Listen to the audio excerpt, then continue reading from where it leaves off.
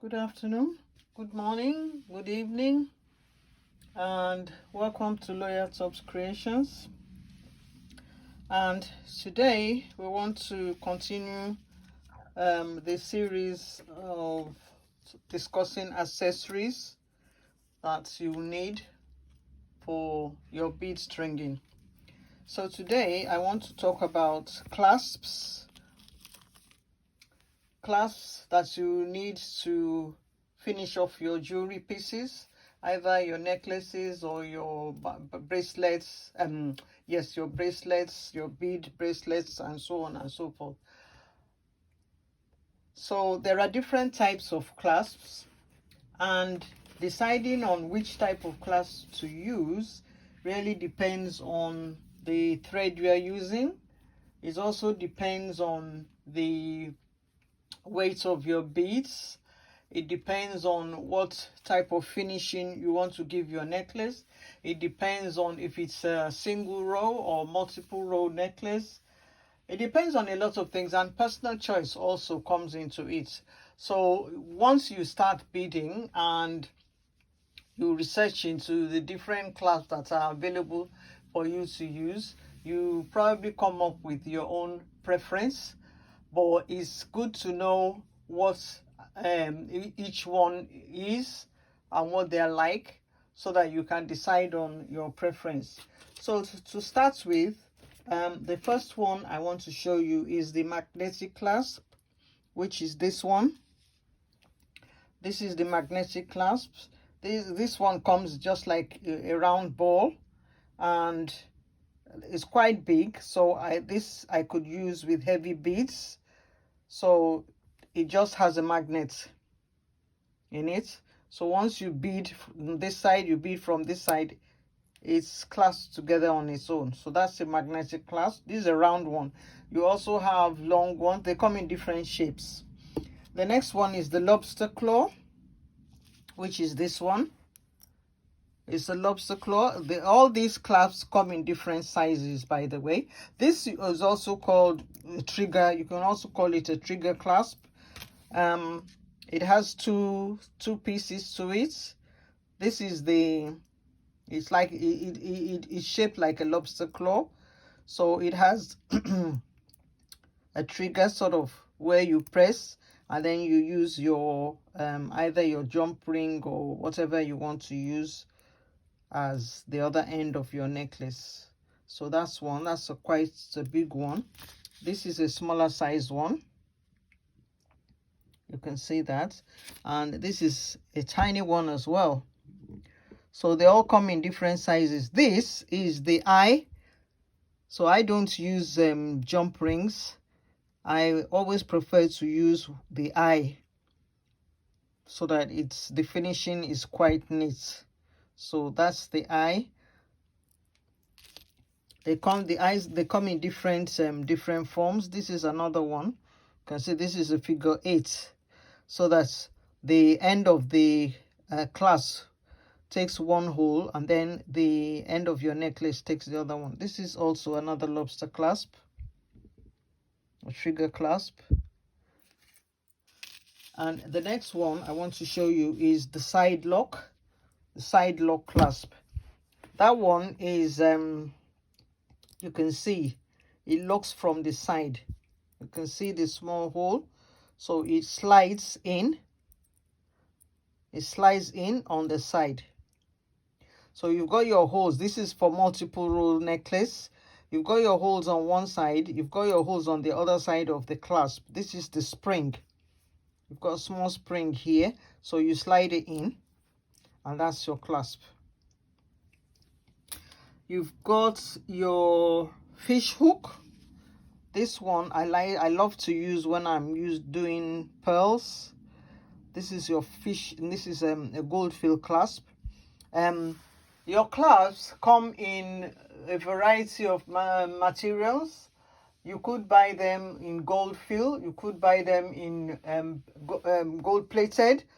Of course, you could get gold as well, but silver plated, silver, sterling silver, and so on. So it depends on what you want to use. We're still going to talk about gold filled and gold plates later on, but this one is gold fill, and it's called a fish hook because when you spring it open from the side here, you spring it open, it comes out in the shape of a fish hook. So that's the fish hook at the end, so you can just take it out if you want to, and then you put it back. So that's your fish hook. You've got your hook and eye. That is quite simple. It's just a hook, and then you've got your eye to put onto it. So if you like to use this in your bracelets or your necklace, you're free to. You've got your bolt clasp. This is a bolt clasp. It's quite a large one. There are tiny ones as well. It has 2 holes, one for this side and one for this side, and you just press it, and that's it. That's your bolt clasp. These are for single row. This one is for 2 rows. It's still the bolt clasp, so you can see that this is for 2 rows. And then you've got your toggle clasp. We call this a toggle clasp because you've got the hole of the bracelet, and then you pull this through. This one you pull through. So this is one side of the necklace, and you just pull it through to keep it, and then it's like this. So that's your toggle clasp. You also have fold over clasps, and what we mean by fold over is that the catch is simply fold over, like your wristwatch. So these are called fold over clasps. You just fold over, this comes off, this is one side, this is one side, and you just fold it over and key it.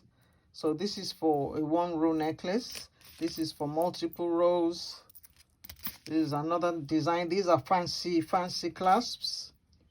This is another one. And then you have box clasps.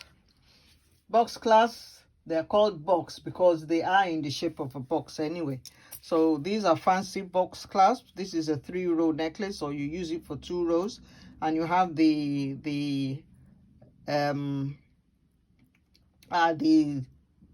eye of it that comes out. So you just press that and it goes back in. This is another fancy box clasp for multiple row necklace. All these are box clasps. They are fanciful ones. Multiple rows. This is another one for multiple rows. This also is another one. This one is for a multiple row necklace as well. So you've got those as well as that you can use in your beading. We also have, there's some other types as well, like your magnetic clasp. Oh, we've done that one. Like your screw clasp, I mean. That one is something, it just doesn't have a magnet. Instead of having a magnet, you just screw it. You screw it together, and that's your screw clasp. So there are different types of clasps to use. As I said before, you need to decide depending on the design of your necklace, depending on how you want to finish it, depending on the weight of the beads, depending on the thread, then you decide which necklace to use. Now, which closure to use, which clasp to use.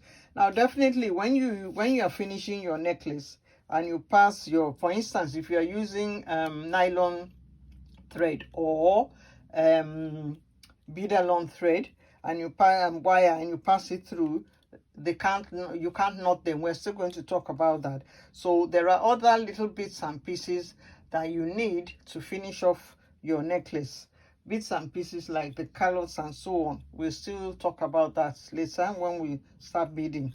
So you also need to learn about that. So I do feel that you should do some research into what all these things mean, so that when you do start beading, you won't be taken unawares as to what they mean and what they are used for.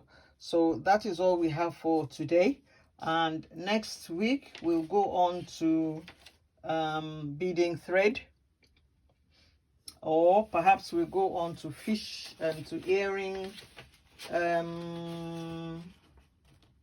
accessories, earwares or something, either thread or earwares. We'll go on to that next week, but for now you can do some research into the different types of clasps that are available for you to use.